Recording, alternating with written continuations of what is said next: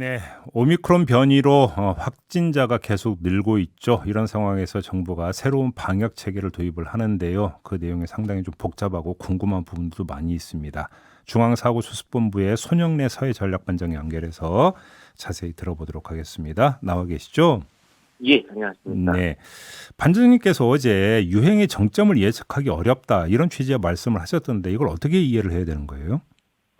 지금 이제 우리나라는 오미크론 자체 확산 속도가 굉장히 빠른 상황에서 네, 외국에 비해서는 접종률은 상당히 높은 상황이고 음흠. 반면에 이제 유럽이나 미국에 비해서는 누적 확진자 수는 상당히 작은 상황입니다. 네, 이렇다 보니까 이 특성 때문에 유행 정점과 모양이 어떻게 그려질까가 음. 전문가분들의 시뮬레이션도 상당히 다양한 결과들이 좀 나오고 있는 아, 상황입니다. 서로 다양하다는 건 서로 좀 다르다라는 이야기인 거죠. 예. 음. 근데 정은경 질병관리청장 같은 경우는 이달 말에 확진자 숫자가 13만에서 17만 명까지 증가할 수 있다 이렇게 밝혔는데 그럼 이건 어디 결과에 토대를 두고 한 예측입니까? 이런 시뮬레이션들에서 좀 공통적으로 겹치는 구간들을 꼽았을 때 어허. 13만에서 17만 정도 예측이 나오고 있는 거고 음. 이제 좀 범위가 넓게 좀 설정되고 있는 중입니다. 그래서 아, 그래서 그런데 그 오미크론 같은 경우는 델타에 비해서 치명률이 떨어진다고는 합니다만 근데 모집단에 대한 확진자 숫자가 이렇게 늘어나면 그럼에도 불구하고 위중증 환자가 이제 그 절대적인 숫자는 늘어날 수 있는 거 아닌가요? 예, 위중증 환자가 늘어날 가능성이 있습니다. 음, 다만 이제 이런 위중증 환자를 저희 의료 체계가 충분히 좀 감내할 수 있느냐 마느냐 음, 그게 중요한 관건이라고 지금 보고 있는 중입니다. 예, 현재는 이제 위중증 환자가 200명대라서 저희 중환자실 같은 경우는 한 80% 정도의 여유를 가지고 있습니다. 예, 앞으로 이게 증가하기 시작할 건데 음, 저희 중환자실이라든지 혹은 병원의 입원 병상들이 이 부분들을 충분히 소화할 수 있을지가 좀 중요한 과제가 될 거라고 보고 그러니까요. 있고 예, 다만 확실히 말씀하신 대로 지금 중증화율이 많이 떨어져 있기 때문에 예, 특히 그 연령대에 따른 중증화율 편차가 오미크론도 마찬가지로 똑같이 나타나고 있어서 예, 60세 이상에서 사망자의 한 90%가 점유되는 상황은 똑같습니다. 아하, 따라서 예, 이 부분들을 얼마나 잘 관리해내는가가 음. 중증 환자와 사망자 관리에 제일 핵심이 될 거라고 보고 있습니다. 자, 근데 지금 나오고 있는 확진자 숫자가 혹시 설 연휴 때 이동량 증가의 결과가 반영이 되어 있는 숫자라고 봐도 되는 겁니까? 이게 그렇습니다. 그런 부분들은 분명히 반영돼 있을 거고 예, 다만 오미크론 자체의 확산 속도가 워낙 빠르기 때문에 예, 이제 증가 자체는 계속 좀 이 불가피한 상황이었다고 보고 있고 음, 이제 사회적 접촉들이 좀 활성화되는 측면에서 그런 증가가 음. 조금 더 빨라졌을 가능성은 있다라고 보거든요. 혹시 확진자 숫자가 지금 이렇게 급증 추세인 게 신속 항원 검사가 본격적으로 실시된 결과로 해석될 여지도 있습니까? 신속 항원 검사로 그 해석하기보다는 뭐 오히려 이제 신속 항원 검사의 정확성이 좀 떨어질 위험성이 있기 때문에 예, 확진자를 발견하지 못했을 그럴 부분들이 조금 더 증가할 수 있을 거라고 지금 보고 있는 중이고요. 예, 이제 근데 다만 오미크론 자체의 특성을 좀 고려했을 때는 음, 아마 그 특성으로 인한 이 거의 계절로권보다도 더 빠른 전파력을 가지고 있기 때문에 네, 이 전파 특성 자체의 요인이 제일 클 거라고 보고 있는 중입니다. 아, 그렇게 보시는 거고요. 그러면 지금 이 점은 어떻게 보세요? 그래서 이재명 후보 같은 경우는 백신 3차 접종자에 한해서 영업 시간을 24시까지 연장해야 한다 이렇게 이제 그 주장을 했는데 방역 당국으로서는 받아들이기 힘든 주장입니까? 그러니까 이 사회 경제적인 어떤 이 대응 체계를 어떻게 가져갈 거냐. 음, 현재 거리두기를 상당히 오래 하고 있기 때문에 여러 가지 피해와 불편들이 초래되고 있는데 네, 이걸 어떻게 해야 될 거냐는 현재 이제 저희도 좀 고민하고 있는 지점들이고 예, 아마 말씀드린 것처럼 그 위중증률과 사망률이 낮기 때문에 유행 상황에서 이 부분들을 계속 좀 확인을 하면서 저희가 검토를 하게 될 예정입니다. 아마 다음 주 정도까지 상황을 계속 보면서 네, 전체적인 유행의 양상 그리고 중요한 건 이제 위중증 환자 수와 치명률이 어떻게 변동하고 있고 음, 저희 의료 체계 여력이 어떤지 상황들을 좀 보면서 예. 종합적으로 검토하게 될 것 같습니다. 알겠습니다. 그리고 좀 이게 좀 헷갈려서 그냥 한번 좀 종합 정리 차원에서 질문을 드리겠는데요.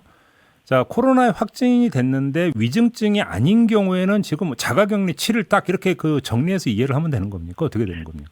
예, 그렇습니다. 자가격리 재택치료 코로나 확진자 지금 특성 자체가 거의 90% 가까이는 증상이 없거나 혹은 굉장히 경미한 증상으로 진행되고 있어서 예, 이런 분들은 대부분 재택치료 쪽으로 빠지고요. 예, 다만 한 5%에서 10% 정도 분들은 증상이 있는 분들은 입원 병상으로 저희가 입원을 시켜버립니다. 예. 근데 재택치료로 들어가시는 분들은 7일간 격리가 된다라고 의미하시면 될 것 같습니다. 그냥 무조건 7일. 예. 그러면 그러니까 그 재택 치료 대상이 되느냐 아니면 그 입원이 되느냐는 방역 당국의 판단에 따라서 판정이 이루어지면 거기에 따르면 된다 이런 거고요. 예, 처음에 확진되셨을 때 그 상태, 연령대와 상태 등을 보면서 음흠. 이제 좀 위험하신 분들은 입원 병상으로 입원을 하시게 되고요. 네. 이제 그렇지 않은 분들은 재택치료가 하기 때문에 그 부분들은 처음에 그 환자 분류 상태에서 결정이 되게 되어 있습니다. 그래요. 근데 지금 일부 언론은 이게 재택 치료가 아니라 재택 방치아니냐. 그러니까 7일간 그러니까 집에 있는다고 하는데 뭐 그러니까 방역 당국에서 뭐 체크하고 지원하는 거 아무것도 없는 거 아니냐. 이런 식으로 그러니까 비판하던데 이건 어떻게 봐야 되는 거예요? 오미크론의 특성을 좀 고려한 조치라고 이해해 주시면 될 것 같습니다. 말씀드린 것처럼 거의 대부분 분들이 아예 증상 자체가 없거나 예. 혹은 증상이 있어도 가벼운 감기 증상만으로 넘어가지고 있기 때문에 예. 이제 이 부분들에 대해서 예전처럼 계속 저희가 좀 촘촘하게 관리하는 게 실제 확진자 수를 감당하기도 좀 어렵고 그다음에 의학적인 필요성 자체도 상당히 떨어지는 상태라고 보고 있습니다. 예. 그래서 이분들 중에서도 이제 좀 치명률이 올라갈 수 있는 분들 한 15% 정도에 대해서는 저희가 계속 모니터링을 하면서 관리를 하되 그렇지 않은 분들에 대해서는 좀 이 7일간 격리를 하시면서 이상이 있을 때 연락을 주시면은 저희가 의료적 서비스가 들어가는 체계로 그렇게 되는 지금 거고. 전환되고 있는 겁니다. 밀접 접촉자 기준이나 밀접 접촉자의 행동 지침도 달라집니까? 어떻게 되는 겁니까?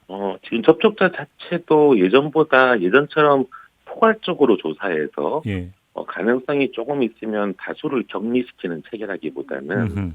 이제 가족을 중심으로 해서 예. 아주 확실한 접촉자에 대해서만 네. 격리를 좀 최소화하는 쪽으로 전환시키고 있습니다. 이게 하루에 수십만 명이 격리가 될 수가 있기 때문에 그러게요. 격리가 너무 많이 되는 것도 이제 사회 전체적인 기능을 유지하기가 되게 어려워지는 상황이 됩니다. 예. 따라서 그렇게 접촉자의 기준도 좀 좁히고 그리고 가족 중에 확진자가 생겨서 재택치료에 들어간다 하더라도 가족분들이 만약 예방접종을 완료하신 분들이면 함께 격리되실 필요 없이 그냥 검사를 2, 3일에 한 번 정도씩 하시면서 일상생활을 하시도록 격리도 지금 완화시키고 있는 중입니다. 알겠습니다. 그러니까 이게 10여 명씩 이렇게 확진자가 발생할 때 주변의 접촉자들을 또 이 여러 명을 격리를 시키기 시작하면 실제 몇백만 명 정도가 격리가 되는 상황이 벌어지기 때문에 예. 그렇게 하기보다는 확실한 접촉자들만 격리하고 예방접종력에 따라서 격리를 좀 완화시켜서 최소한의 격리를 좀 유지하고 그 외에 사회기능 유지 쪽이 좀 가능하도록 지금 전환되고 있는 겁니다. 지금 이게 현안이기 때문에 좀 방역당국 입장이 궁금해서 질문 드리는데요. 지금 그 사전투표 끝나고 나서 확진 판정을 받은 분들 투표 문제 있잖아요. 예. 여야가 일단 그 6시부터 9시까지 별도로 투표하는 것으로 법을 개정하는 쪽으로 방향을 잡았다고 하는데 방역당국의 입장은 어떤 건지 정리가 됐습니까? 지금 질병관리청을 중심으로 선관위 함께 계속 논의를 하고 있습니다. 예. 최대한 참정권을 보장해야 된다는 기본 방향에는 지금 동의를 하고 있고 예. 제일 합리적인 방안들 어떻게 하면 감염병이 좀 최소화될 수 있을까 하는 방안들을 지금 검토하고 있어서 그 부분들은 아무튼 투표를 보장하는 방안을 지금 찾을 예정이고 그러면 지금 제가 질문드렸던 그 방안은 여야가 합의하기 전 단계에서 방역당국하고 사전 논의나 협의가 없었던 겁니까? 예, 같이 검토는 지금 하고 있는 중이고요. 그런 방안들도 예. 시간대를 달리하는 방법들도 가능할 거고 동선을 분리할 수 있는 것도 있는지도 좀 검토를 하고 있어서 예. 이제 여러 방안들을 놓고 좀 제일 합리적인 방안들을 결정하게 될 것 같습니다. 근데 지금 하나 디테일한 문제가 그러니까 재택 치료를 받는 사람들은 그 투표소가 집에서 가까우니까 그렇다 치더라도 병원 입원 환자나 생활치료센터에 입소한 사람들 같은 경우도 이 방안이 적용이 되는 겁니까? 아마 병원 입원이나 생활치료센터에 계신 분들이 밖에 나오는 거는 그분들의 상태가 좀 중요할 것 같습니다. 예. 그러니까 입원하신 분들은 그만큼 증상이 좀 있다는 뜻이라서 네네. 실제 이제 이동을 저희가 보장한다고 하더라도 환자분 자체가 이동하실 수 없는 경우들이 상당히 좀 있을 거라고 보고 있고 예. 생활치료센터 같은 경우도 지금 좀 고민스러운 게 이동을 허용해야 될지, 혹은 부재자 투표나 그런 걸 좀 활성화시켜야 되는 건지 예. 등등에 대해서 지금 계속 검토를 하고 있는 중입니다. 어이구, 그러니까 이제 대선 얼마 안 남았는데 빨리 이거 결론 좀 나야 되겠네요. 예, 예, 알겠습니다. 그리고 하나 좀 정치권에 불거진 문제가 하나 더 있으니까 짧게 여쭤보겠는데 지금 이제 검사 체계가 먼저 그러니까 자가진단 키트로 검사를 하고 양상 나오면 PCR 검사 받는 거잖아요. 예. 근데 이 키트가 이제 그 물량도 부족하고 가격도 오르다 보니까 정치권 일각에서 이거 무상으로 공급해야 되는 거 아니냐 목소리 나오던데 이건 힘든 겁니까? 일단 무상으로 공급하는 방안들도 함께 검토하고 있는 중입니다. 현재 60세 이상의 경우에는 그냥 좀 전처럼 PCR이 바로 되기 때문에 네, 60세 이상은 문제가 없으실 거고, 네, 그 이하 연령대에서 지금 자가검사 키트를 지금 보건소 또는 동네 병원 중에서 진단검사를 하는 것을 찾아가시게 되어 네, 있는데 네. 아예 이 부분들을 이 일정 정도 좀 무상으로 지원하는 방안이 어떤가 하는 부분들도 의견은 나오고 있는 중이고, 예, 예. 다만 이제 그게 물량의 문제라기보다는 그런 부분들이 어떻게 무상으로 나뉘어질 거고, 어떻게 그다음에 지급할지 그 지급 방식이 문제가 예, 되는 겁니까? 지급도 문제고, 필요하신 분도 있고 필요 없는 분들이 있는데 그렇죠. 나눠주기 시작한다는 얘기는 전부 그거를 이제 해야 되니까 거기에 대한 효율성이 어떤 문제들도 좀 그렇죠. 있어서 예. 그 부분들은 지금 계속 좀 검토를 논의를 하고 있는 중입니다. 아무튼 무상 지급 그러니까 그 방안은 열어놓고 검토를 하고 있지만 좀 디테일한 실행 방법을 지금 그러니까 짜고 있다 이렇게 이해를 하면 되는 겁니까? 예, 그렇습니다. 알겠습니다. 그건 좀 결과를 좀 지켜보도록 하겠고요. 오늘 말씀은 여기까지 듣도록 할게요. 고맙습니다, 반장님. 예, 감사합니다. 네, 지금까지 손영래 중앙사고수습본부 사회전략반장과 함께했습니다.